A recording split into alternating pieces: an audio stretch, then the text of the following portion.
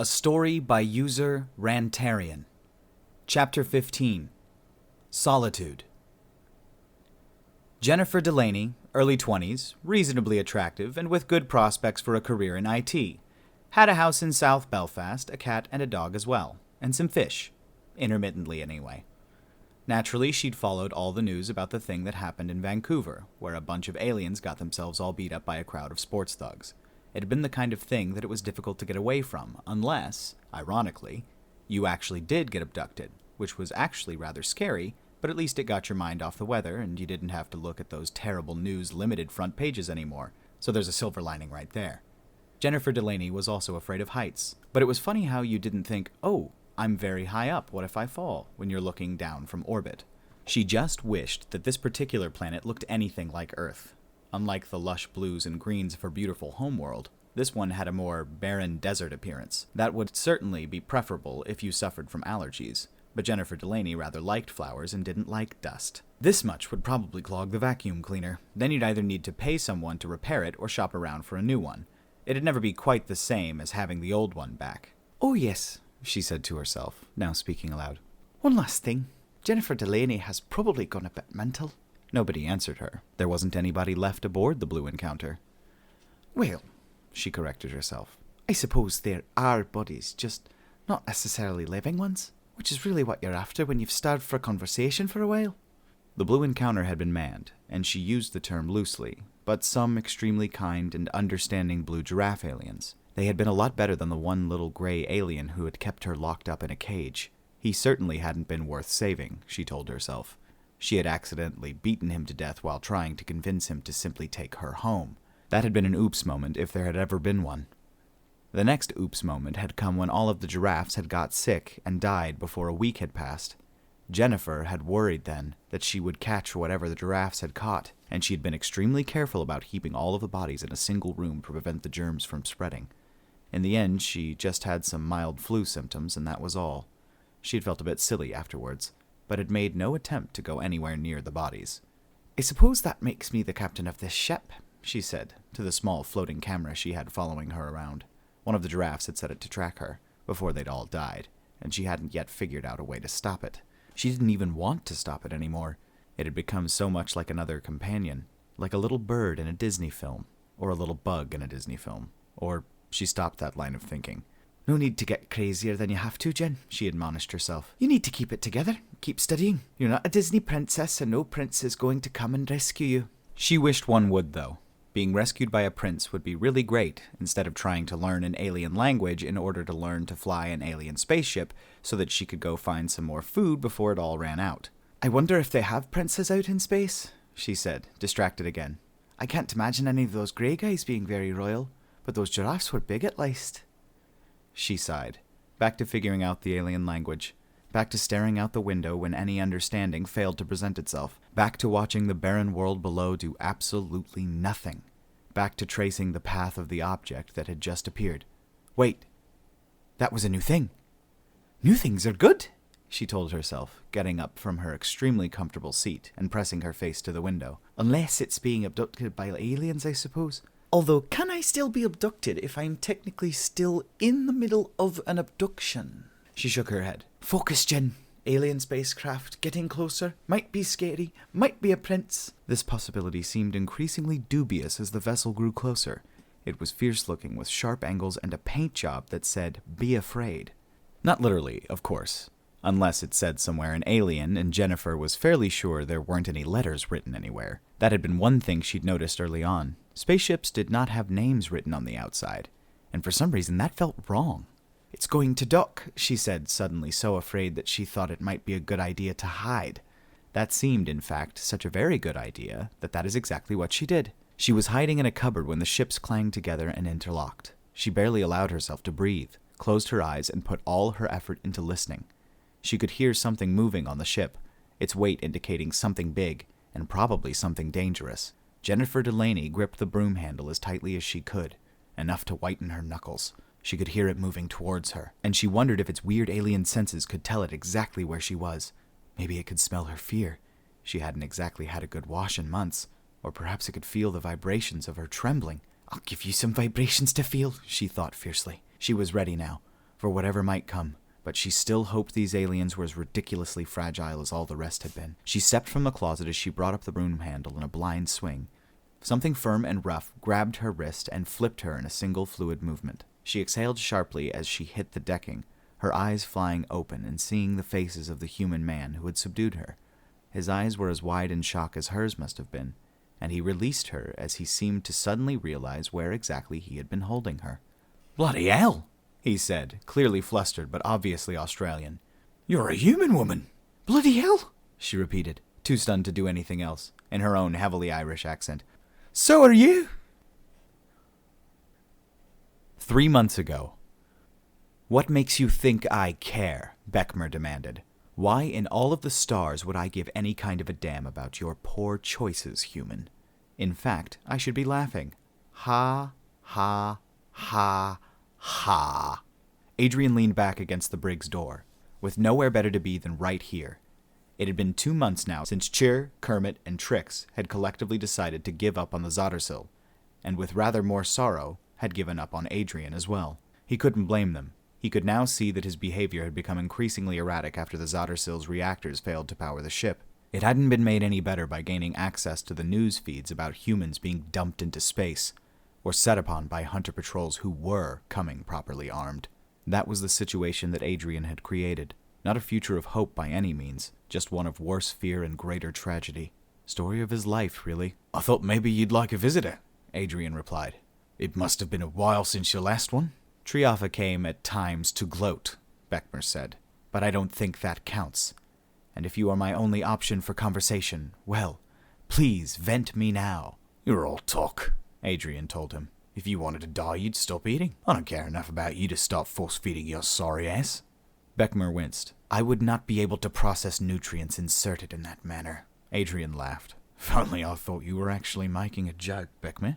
I might have planned a second visit." "Don't worry about me, human," Beckmer replied irritably.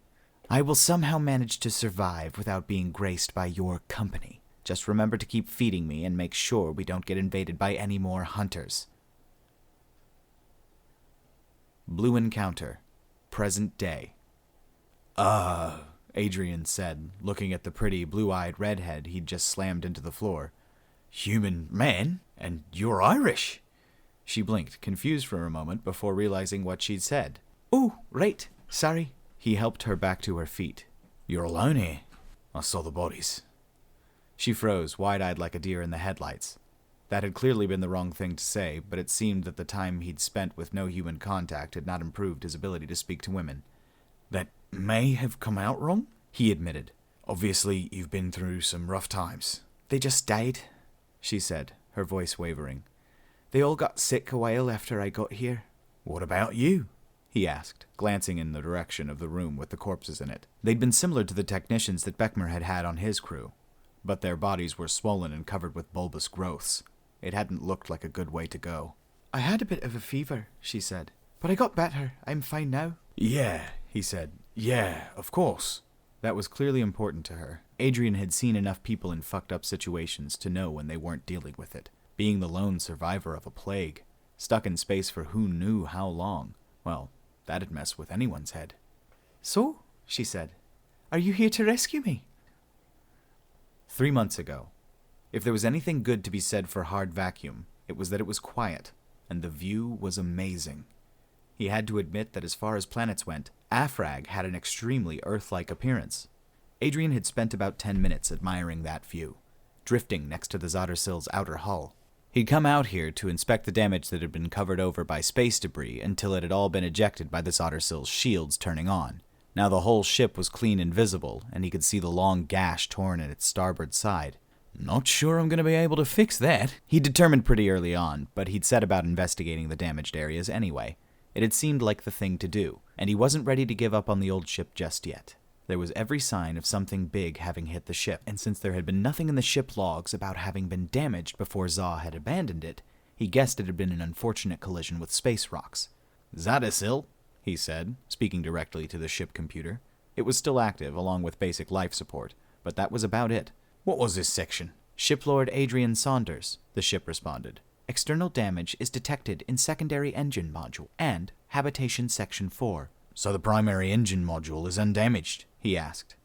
Shiplord Adrian Saunders, the ship responded. Primary engine module is undamaged and unpowered. There is insufficient power to activate the primary engine module. There is insufficient power to activate the second engine module. Warning, damage detected in secondary engine module.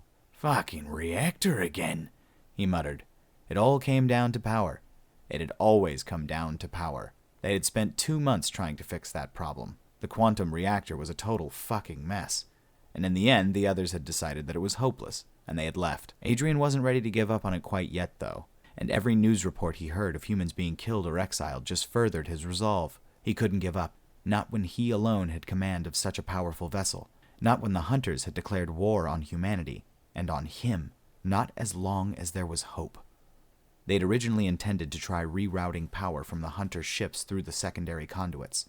That had ended with an electrical fire on the flight deck, and half the flight deck relays burning out, a situation which Adrian had personally assessed as not particularly ideal.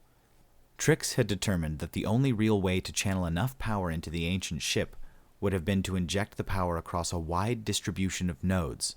Good in theory, she'd said, but impossible in practice. Seeing all that empty space in the damaged section, though, Adrian couldn't help but wonder if she had been too quick to give up on that plan. Maybe if he parked a couple of the Hunter ships in there, he'd be able to hook up enough relays. Maybe. It was a big maybe. Blue Encounter. Present day. There's not much worth taking, the man said as he busily rifled through the cargo bay. This is all the food you got left? Yes, Jen answered, worried suddenly that this was a raid and not a rescue.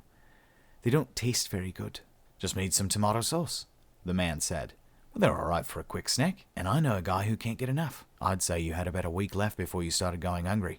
I figured out how to put out a message, she said, but I didn't know their language. I was hoping someone would come. Nobody was going to come. At least nobody you'll ever want to meet, he said flatly, looking at her with his cool eyes.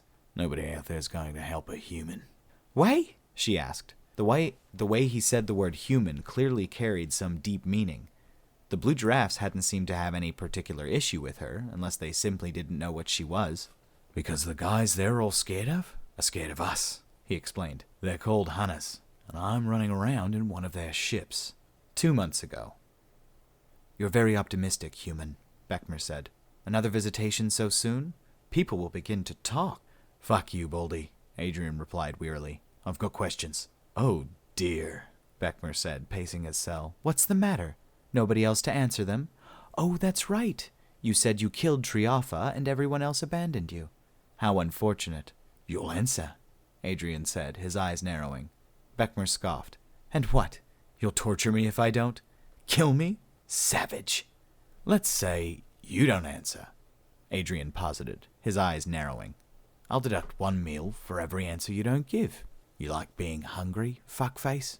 Beckmer stared daggers at him, but finally relented. Fine. Ask your questions. There's a big fucking hole in the hull, he said. I thought I could use the exposed relays to supply the Zotosil with enough power, but they're shut down. I can't get the ship active without them. Beckmer said, considering the matter. Still haven't gotten the reactor working, I see. The reactor's close to dead, Adrian told him. Totally fucking useless except for keeping the lights on. And your plan is to inject power across multiple sections by parking other ships in the hole in the hull, Beckmer said, understanding. Intelligent. Was it your idea? No, Adrian said, and that doesn't matter. Tell me how to keep the relays active. I don't know, Beckmer said with a sigh, then put his hands up defensively. No, that isn't unwillingness on my behalf, simply ignorance. If you want me to help on this, well, I want to stretch my legs. Adrian was silent. He stared at the small gray alien, as if he could read the underhanded plan the creature was hatching. But the Cortai's face was only sneering arrogance. Fine, he grated through clenched teeth. I'll think about it. But if you're fucking with me, I'll break one of those stretchy legs. Liberated Hunter ship, present day. Here, Adrian told the Irish girl, passing her a wrapped package. I made lunch, but you look like you need it more than I do. She took it hesitantly, unwrapping it slowly until she saw the meat and salad sandwich he'd managed to assemble. Then she unwrapped it quickly and jammed it into her mouth unceremoniously. He grinned, double-checking the flight console to make sure everything was in order and waiting for her to finish before continuing the conversation any further. She breathed heavily as she finished the last bite, and he wordlessly handed her the canteen of fresh water. He'd been lucky, really, to have had access to the hunting grounds of Afrag, with the weapons that Tricor had made for him, and the hoverpack to give him air superiority. He had easily managed to keep his larder stocked with plenty of meat. Recently, he had begun trying various plant life, testing it first to determine taste and toxicity, and had discovered several plants that had suited his needs. Thanks, she said, burping gently into her fist. I never got your name. Adrian Saunders, he told her, checking off the last of the settings. Captain in the ADF, but more recently, shiplord of the Zardasil. You? Jenny Delaney, she replied. I work in IT. Where'd you get that food? Straight from the source, he said. 100% natural. Some kind of crocodile creature in that one. But I've got other sorts in the meat locker. We're not going home?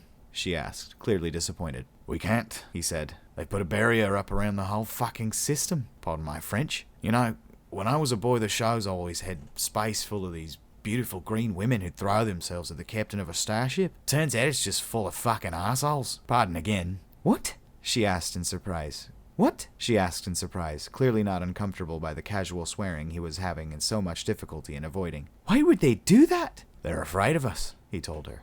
You said they were afraid of these hunters. You said they were afraid of these hunters, she replied accusingly. What are you doing with their ship anyway? I actually have several, he admitted a little uncomfortably.